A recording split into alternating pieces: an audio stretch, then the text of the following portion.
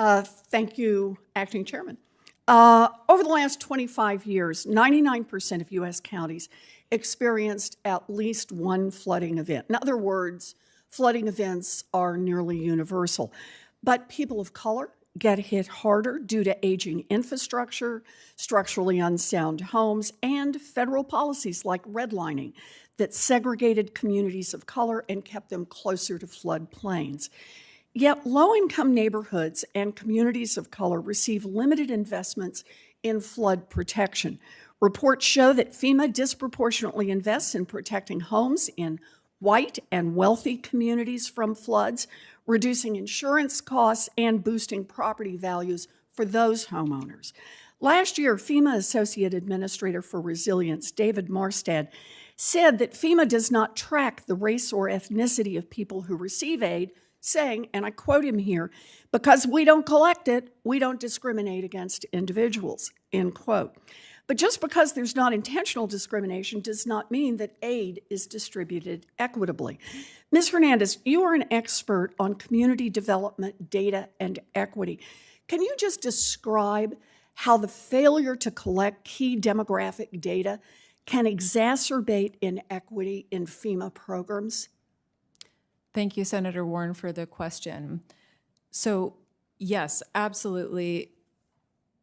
Without accurate data, it is very hard to reach people with services and to direct those services to the people that need them most. So I couldn't agree more.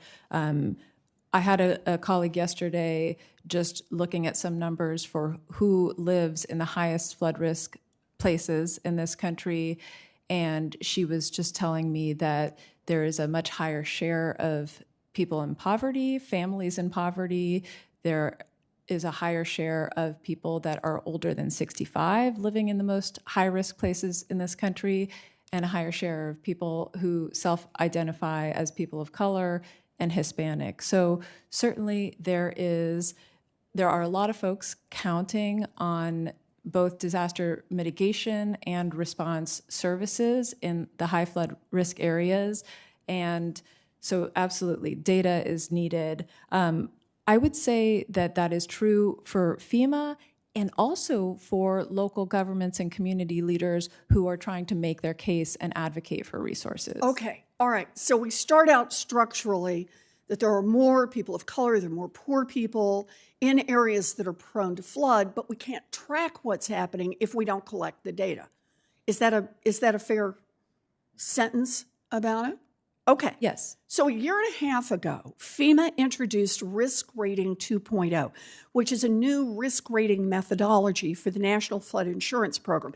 And the update included more variables, data sets, models on how the flood insurance program decides how much insurance for each individual house should cost, all with the aim of delivering more equitable pricing for policyholders. And I hope that FEMA delivers on these important goals. But we also need more far-reaching reforms. And that is why last year, Congressman Benny Thompson and I introduced the FEMA Equity Act to ensure greater equity in disaster assistance programs, including by improving data collection to measure disparate outcomes and participation barriers, and requiring equity criteria be applied to policies and programs. Now, Ms. Fernandez, from your experience, would the provisions in our bill have helped make FEMA programs like the National Flood Insurance Program more equitable so they reach all communities that are in need of disaster assistance? Thank you, Senator, for the question. So I'm not prepared to speak to any specific legislation, but provisions like those are absolutely helpful for encouraging and supporting FEMA in reaching the people who are most impacted by disasters and for advancing mitigation as well. You know, for too long, frontline communities have been disproportionately impacted by the devastating effects of natural disasters.